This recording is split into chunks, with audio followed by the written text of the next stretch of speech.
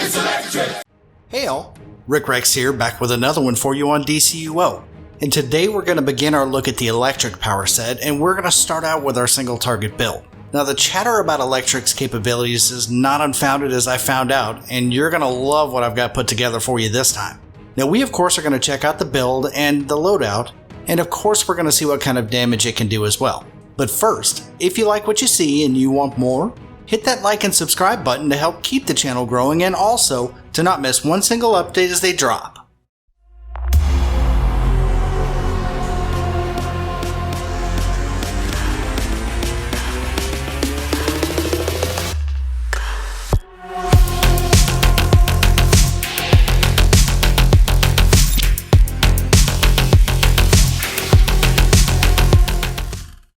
Okay, so electric single target.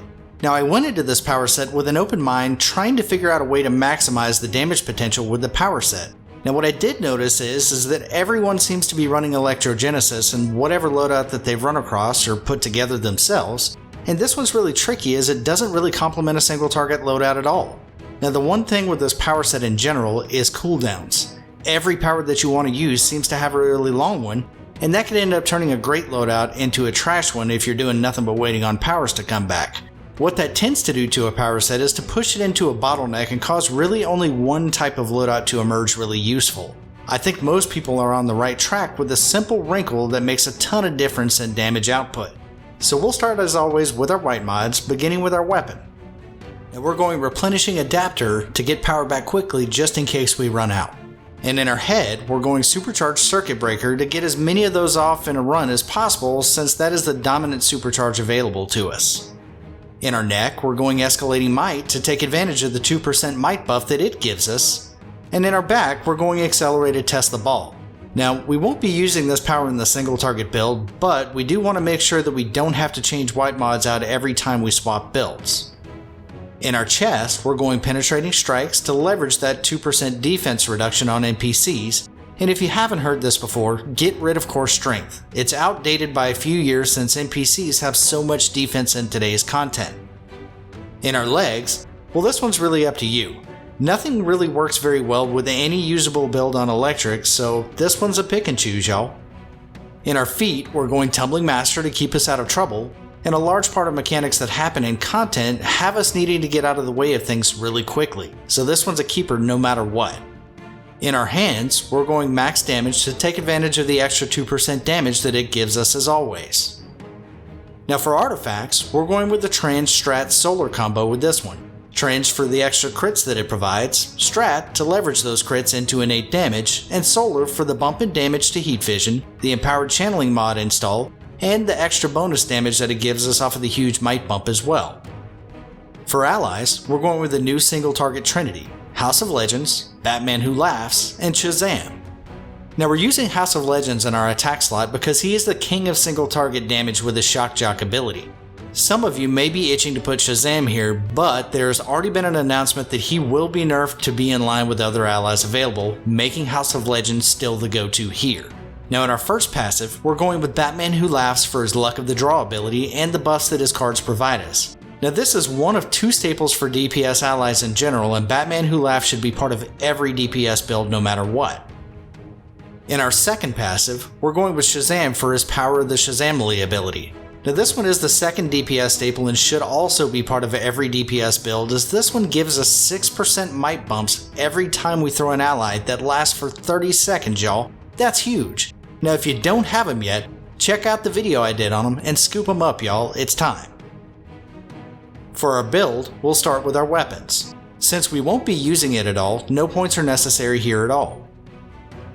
For our movement mode, we want to grab our super, then one on the second row of your choosing, and then grab our innates, acrobatics to the lower right, and everyone else to the left.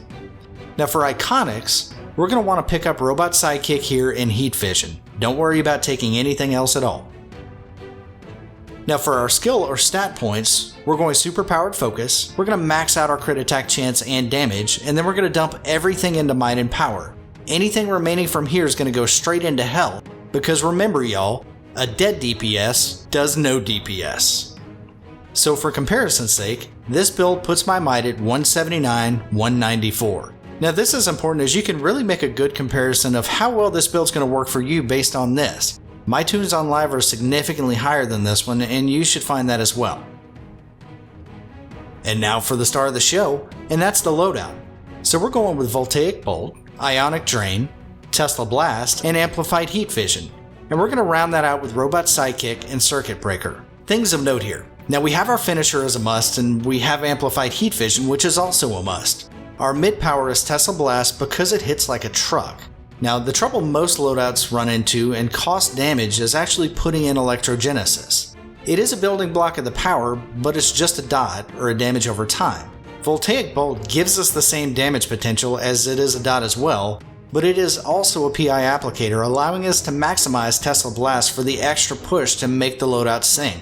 Now our rotation here is going to be 1, 2, 3, 4, 3, 2, 3, 4, 1, 2, 3, 4, 3, 2, 3, 4, and then rinse and repeat. Now an important note here with this. The cooldown on Voltaic Bolt is extremely short at 3 seconds. However, the cast does last both for PI and the actual dot a full 12 seconds. So make sure to resist the urge to hit that in rotation. The timing of doing a second rotation of Ionic Drain, Tesla Blast, and Amplified Heat Vision will put it perfectly in line. So now that we have all of that out of the way, let's check out what kind of damage this thing can do.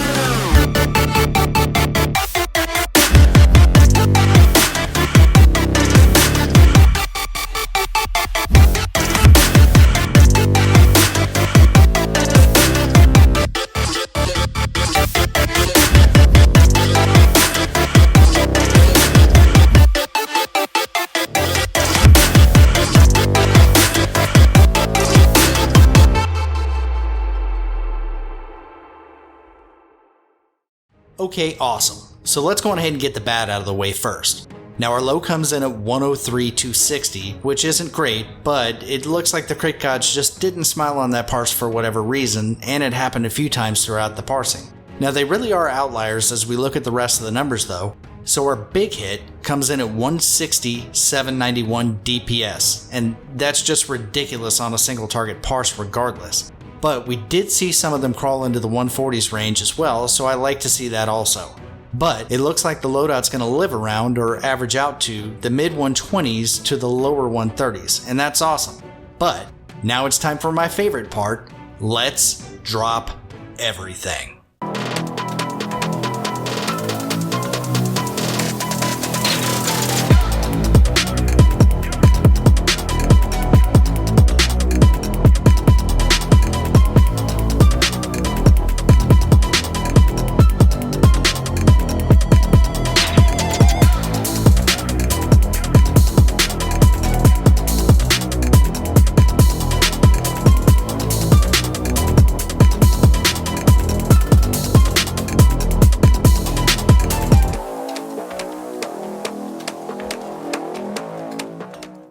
Man, I love that. So our big hit comes in at 620,833 damage per second. And that's right, for those of you sitting in the back, that's over 6 million in damage in 10 seconds. You want to melt a boss? This is the way. So we followed that one up with the normal parse at 144,000, and then we hopped up to another 2 in the 163,000 parses before settling back into normal. I love it. Well y'all, that wraps this one up. Thanks so much for joining, and once again, if you like what you see and you want more, hit that like and subscribe button to help keep the channel growing and also to not miss one single update as they drop. I'll see y'all next time.